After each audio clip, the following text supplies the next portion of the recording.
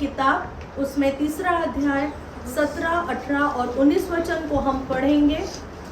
मैं आपको निवेदन करती हूँ कि आप सभी लोग मेरे साथ इस वचन को पढ़ें। हबक्कूक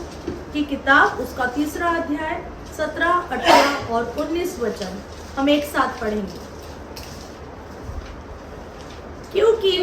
चाहे अंजीर के वृक्षों में फूल न लगे और न दाखलताओं में फल लगे, जलपाई के वृक्ष से केवल धोखा पाया जाए और खेतों में अन्न न उपजे, भेड़शालाओं में भेड़ बकरियां न रहे और न थानों में गाय बैल हो, तो भी मैं यहोवा के कारण आनंदित और मगन रहूंगा और अपने उद्धारकर्ता परमेश्वर के द्वारा अति प्रसन्न रहूंगा। यहोवा परमेश्वर मेरा बलमूल है, वह मेरे पांव हरिणों के समान बना देता है, वह मुझको मेरे ऊंचे स्थानों पर चलाता है। परमेश्वर के पढ़े गए वचन को हमारे लिए आशीषित है। और इस वचन में जैसे ये प्रॉमिस हमारे पास जब परमेश्वर का आता है, हबक्कूक एक नबी है जो माइनर प्रॉफिट है, पवित्र शास्त्र में पुराने नियम का एक नबी है। और उसके जरिए जब ये जो 3 अध्याय है, हबक्कूक नबी के 3 अध्याय, उसमें से पहले अध्याय में जब हम देखेंगे कि हबक्कूक के पास में बहुत सारे कंप्लेंट्स है, वो बहुत सारे कंप्लेंट्स लेकर परमेश्वर के पास जा रहा है कि प्रभु क्यों ऐसा होता है कि अच्छे लोग जुल्म जबरदस्ती में हो जाते हैं, तेरे लोग क्यों बंधुआई में चले गए, क्या तू देखता नहीं है, क्या तू देख नहीं रहा है कि दुष्ट लोग फूले फलते जा रहे हैं और अच्छे लोगों का कुछ हो नहीं रहा है। तो उसके पास कई सारे सवाल है और वो काफी सारे सवाल लेकर परमेश्वर के पास जा रहा है। और दूसरे अध्याय में परमेश्वर का वचन, जब दूसरे अध्याय में हम देखते हैं, परमेश्वर का वचन 2:4 में कहता है कि धर्मी अपने विश्वास के द्वारा जीवित रहेगा। जब काफी सारी चीजें इर्द गिर्द है, आपके इर्द गिर्द अगर अविश्वास की बातें होंगी, शायद हार की बातें होंगी, शायद लोग हमारे विषय में कुछ बातें बोलते होंगे, कुछ गलत बातें बोलते होंगे, लोग डिस्करेजमेंट को लाते होंगे, शायद हमारे जीवन में कुछ भी अच्छा नहीं हो रहा, लेकिन इस सभी बातों में परमेश्वर का वचन कहता है कि धर्मी अपने विश्वास से जीवित रहेगा। जैसे आपका विश्वास है वैसे आपके लिए हो जाएगा। अगर हमारे जीवन में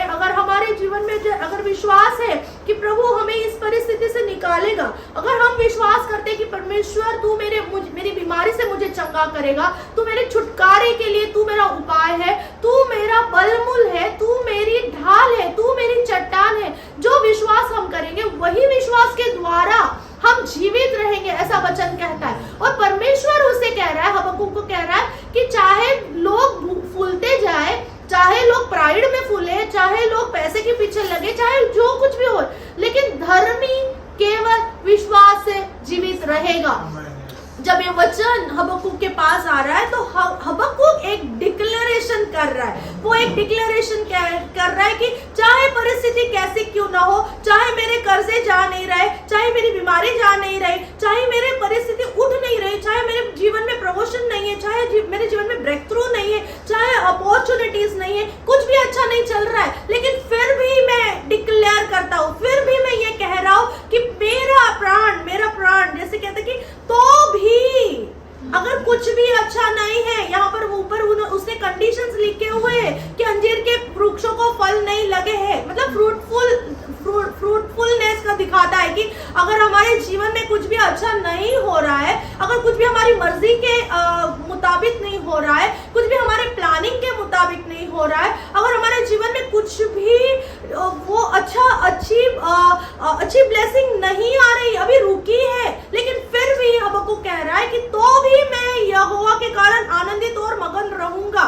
और अपने उद्धारकर्ता परमेश्वर के द्वारा अति प्रसन्न रहूंगा। वो हमें एक बात बता रहे हैं कि चाहे परिस्थिति क्यों कुछ ना हो, चाहे झगड़े रहो, चाहे हार रहे, चाहे डिस्करेजमेंट रहे, चाहे अकेलापन रहे, चाहे डिप्रेशन रहे, चाहे परिस्थिति कुछ भी क्यों ना हो, लेकिन मेरा प्राण अंदर से वो अपने आप को एनकरेज कर रहा है कि मैं यहोवा के कारण आनंदित रहूंगा। मुझे आनंदित रहने के लिए अगर कुछ वजह है तो वो यहोवा परमेश्वर है। मनुष्य मुझे आनंदित नहीं कर सकता, परिस्थिति मुझे आनंदित नहीं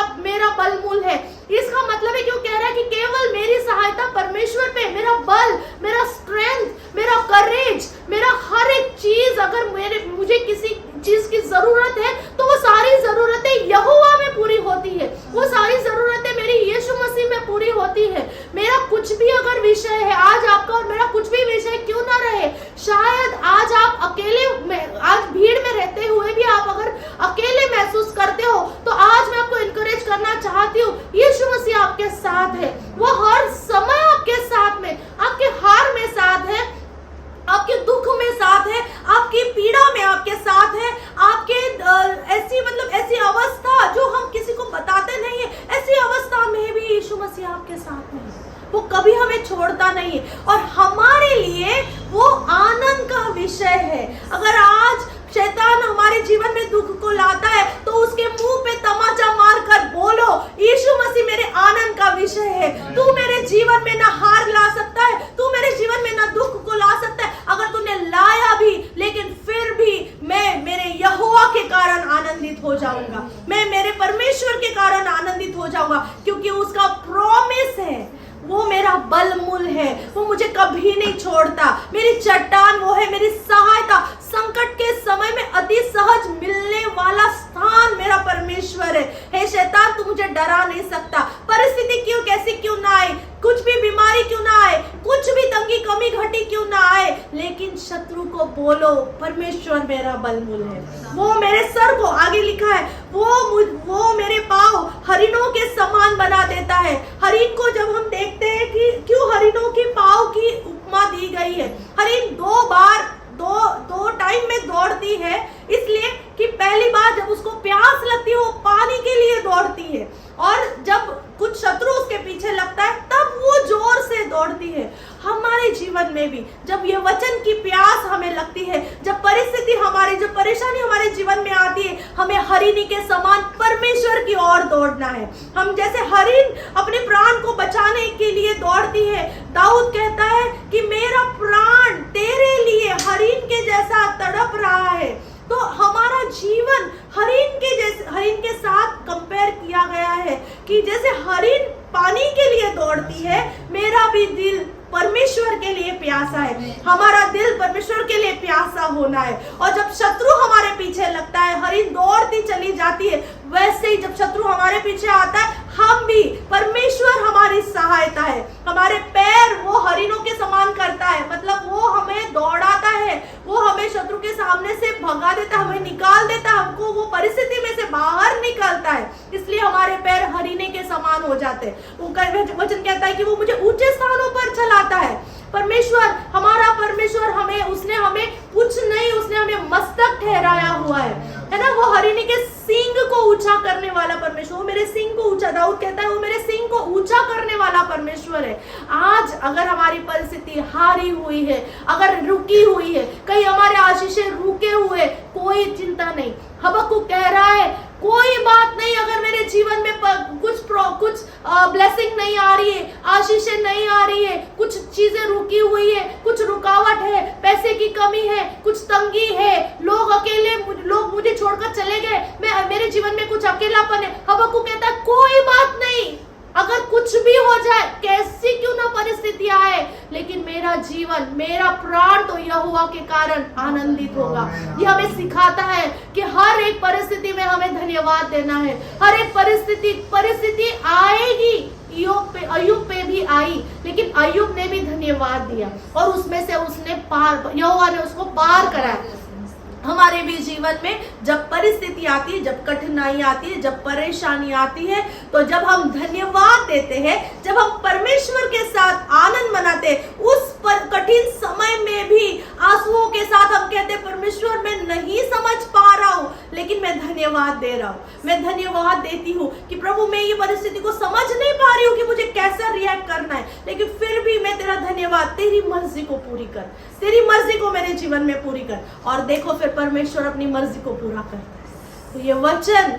ये महीने के लिए, इस महीने में, इस पूरे महीने में जब भी कभी आप डाउनफॉल महसूस कर करें, जब भी कभी आप अकेलापन महसूस करें, जब भी कभी आप प्रेशर को महसूस करें, तो ये वचन को याद करना, यहोवा मेरा बलमूल है और यहोवा के कारण मैं आनंदित हो जाऊंगा। जब ये अंदर से इनकरेजमेंट आती है, इनकरेजमेंट मुंह से बाहर निकलती है। जब हम अपने आप को इनकरेज करते हैं कि मेरा प्राण, चाहे परिस्थिति क्यों ना, कुछ कैसी क्यों ना हो, लेकिन मेरा प्राण तो परमेश्वर के लिए आनंदित होगा, तो हम मुंह से बोलेंगे यहोवा मेरा बलमूल है, यहोवा मेरा सहायता और मेरा गढ़ है, वो मुझे इसमें से निकाल देगा, वो मेरी परिस्थिति को बदलेगा, वो उसने वायदा किया है कि वो मुझे ऊंचे स्थान पर ले जाएगा, उसका वायदा है कि वो मेरे पैरों को